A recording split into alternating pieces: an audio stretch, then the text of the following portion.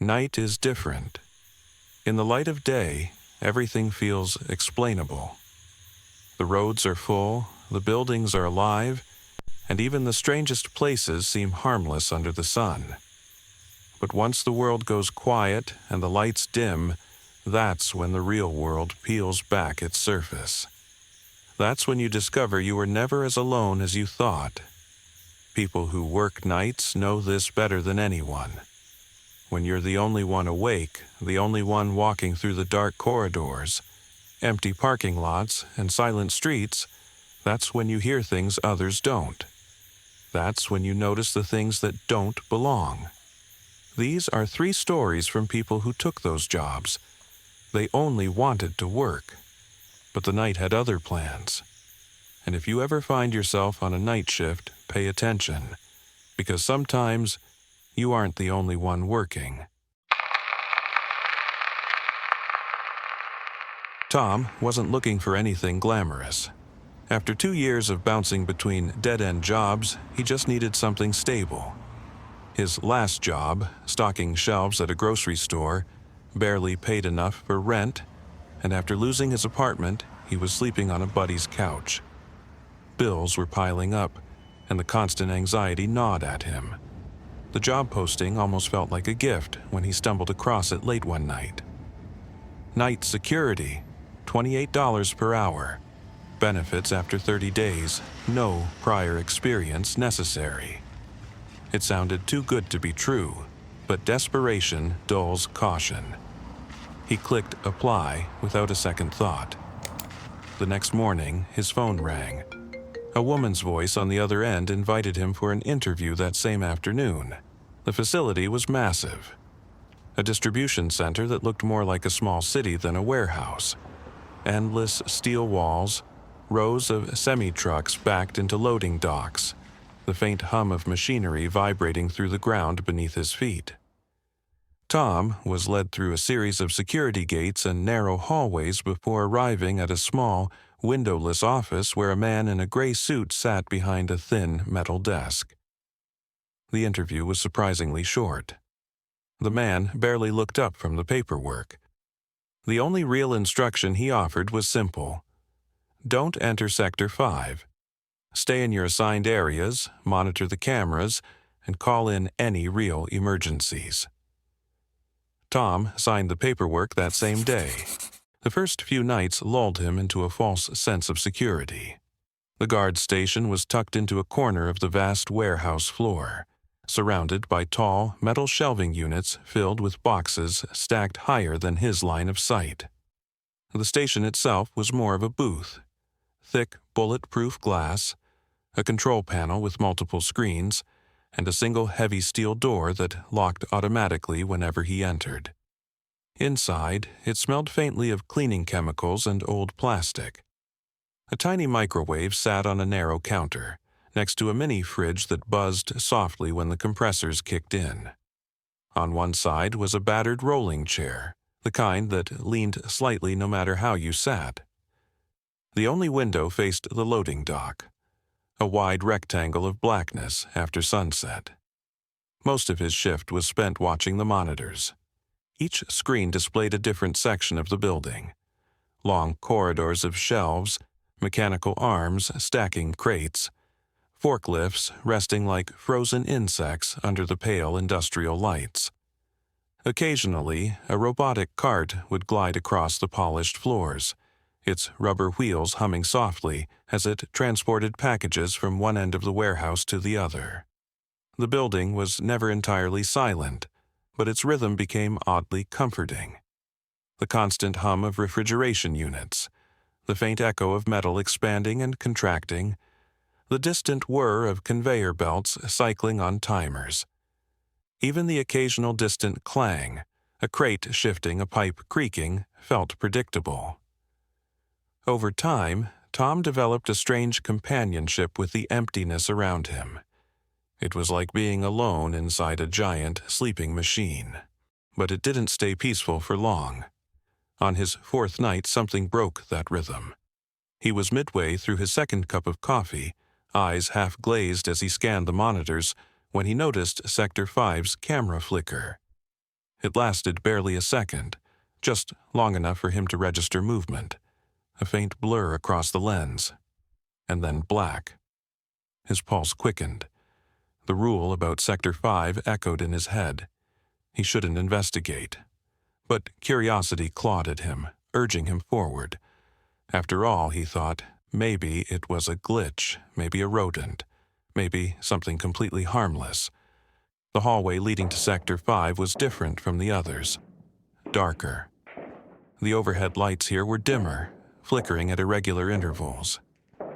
The air grew colder with every step, and the usual mechanical sounds faded into a thick, oppressive silence. His boots clicked against the polished concrete, each step sharp and loud against the dead air. When he reached the door, he hesitated. The heavy metal slab stood partially ajar, the lock's mechanism still engaged but failing to hold the door shut. Cold air seeped from the gap, carrying with it a faint metallic scent. Tom pulled out his flashlight and stepped inside. Unlike the rest of the bustling warehouse, Sector 5 was nearly empty. The concrete floor was spotless, the towering racks barren. In the very center of the wide open space stood a single object, a large, freestanding mirror. Its black polished frame gleamed under the flashlight's beam, completely unmarked. Something about its placement felt unnatural, like it had been set there deliberately for him to find. He approached cautiously, heart pounding. The mirror reflected him perfectly at first glance. His pale face, wide eyes, the quivering beam of his flashlight cutting through the surrounding darkness. But as he stepped closer, small details began to unravel that fragile sense of normalcy. The light didn't match. His reflection seemed slightly brighter, as though lit from a different angle. And when he shifted his weight from one foot to the other, the movement in the mirror lagged behind by a fraction of a second.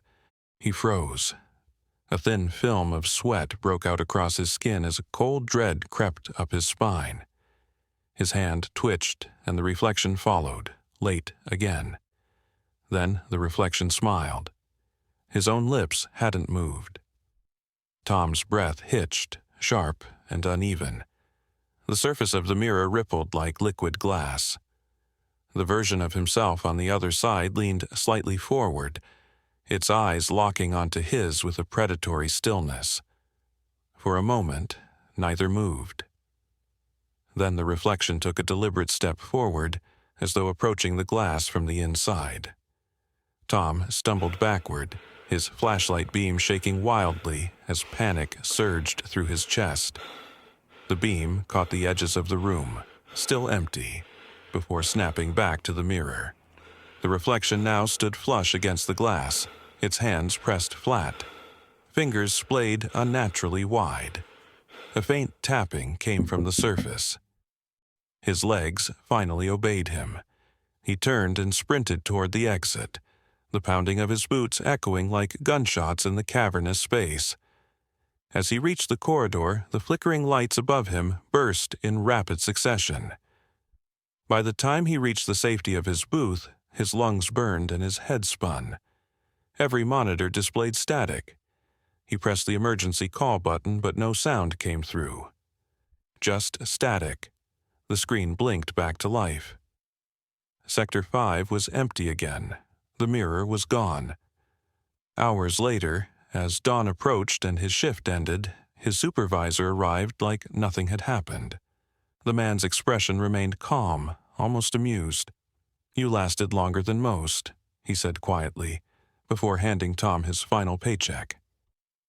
Tom didn't argue. He didn't return.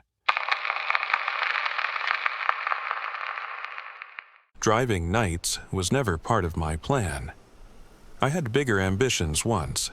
College degrees, internships, things that seemed important. But life doesn't always follow the script you write in your head. After a few bad breaks, a mountain of debt, and the kind of slow drift that turns months into years, I found myself driving full-time for a rideshare app. It wasn't glamorous, but it paid the bills. Mostly, I liked the night shift. fewer people, less traffic. The city transformed after midnight. Streets that were noisy and chaotic during the day became empty rivers of glowing lamps and silent intersections. The occasional drunk passenger, sure, but for the most part, it was peaceful. That night started like any other.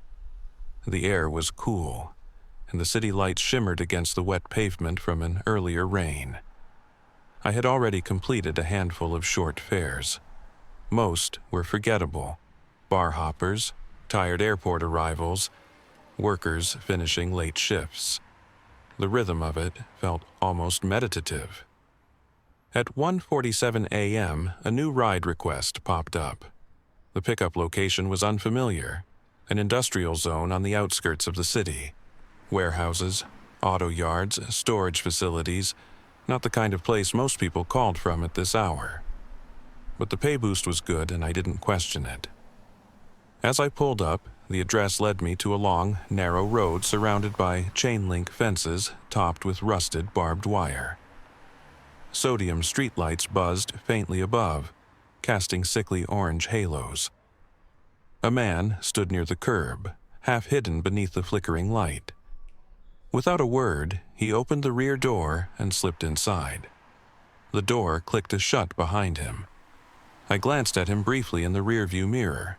Dark jacket, pale skin, face obscured by the shadows. He didn't speak. He didn't even move. I started driving. For the first few minutes, everything felt normal. The quiet hum of the engine, the rhythmic thump of tires against the seams in the asphalt. The GPS guided us through a series of back roads, pulling us further from the city lights. Then, gradually, I noticed the fog. At first it was a thin mist, nothing unusual, but within minutes it thickened into a dense wall of gray. My headlights barely pierced it, and the world beyond the windshield dissolved into nothing but swirling vapor. The road beneath seemed to float in a sea of colorless clouds. The dashboard lights flickered once, then again. My heart skipped. I glanced at the fuel gauge, fully aware of how far we were from anything resembling help. Then came the stutter. The car lurched slightly as if we had struck something invisible. My hands gripped the wheel tighter. The accelerator offered no response. The engine coughed once, then died completely. The cabin filled with silence, broken only by the faint ticking of the cooling engine. The car drifted to a stop in the middle of an endless, empty stretch of road. Fields stretched into blackness on either side. No houses, no lights, no movement. I tried the ignition, nothing. My fingers trembled as I turned the key again and again, but the engine refused to wake. Then, very faintly, I heard it. Footsteps. At first distant, soft crunches against gravel, but growing louder, closer. My skin prickled as I stared ahead, refusing to look behind me. My mind raced with possibilities, a breakdown, a passing stranger, maybe help. Then the screaming started. It wasn't human, not fully. A sound that started as a wail, rising rapidly into a shrieking distortion. As if something was trying to mimic a scream but couldn't get the shape of it right. The rear window fogged, as if something exhaled heavily against it. A wet, guttural breath. I stayed frozen, hands gripping the steering wheel until my knuckles ached. My chest tightened. My breath came in shallow gasps. The door handle behind me jiggled, lightly at first, then with more force. The screaming stopped abruptly. Now there was only breathing, and the sharp, methodical tapping of nails or claws against the glass. Out of instinct more than reason, I slammed my foot on the brake and twisted the key again. This time, the engine roared back to life in a violent surge. The lights blazed forward, momentarily cutting through the fog. I floored the gas and peeled away, tires skidding wildly before gripping the wet asphalt. My heart pounded as I sped forward, desperate to put distance between myself and whatever had been outside that car. When I glanced back into the rearview mirror, the back seat was empty. The passenger had vanished. I drove straight through the rest of the night back into the city, not stopping until I was parked beneath the bright lights of a 24-hour diner. I never drove nights again. Working nights at the gas station wasn't my first choice, but after I lost my day job, it was the only offer that came through quickly. The manager sold it as easy money, minimal customers, short hours, mostly just keeping an eye on things. The station sat alone on a long stretch of highway. During the day, it served truckers and commuters. But after midnight, the world around it went dead. The parking lot would sit empty for hours, the hum of overhead lights filling the silence. My little booth behind the counter became my world. The coffee machine burbled softly. The humming refrigerators stocked with cheap sandwiches and bottled drinks. Security cameras lined the wall, feeding grainy black and white footage of the empty lot. Each pump was assigned its own square on the screen. At first, the routine comforted me. Sweep the floors, restock shelves, glance at the cameras, sip lukewarm coffee, repeat. The hardest part was staying awake. But then Pump 7 started acting strange. It began with the camera glitches, static lines dancing across the screen, brief flashes of distortion.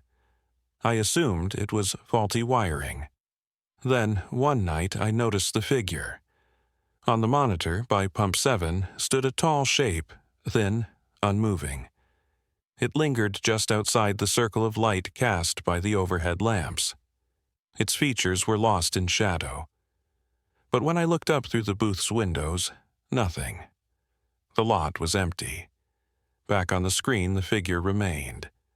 My skin crawled as I stared at it. Minutes passed. The figure didn't move. The camera glitched again, briefly, and when the feed returned, the figure stood slightly closer. The register beeped suddenly, breaking my concentration. Sound, abrupt register beep. A receipt printed, though no transaction had occurred. Pump 7's meter ticked upward.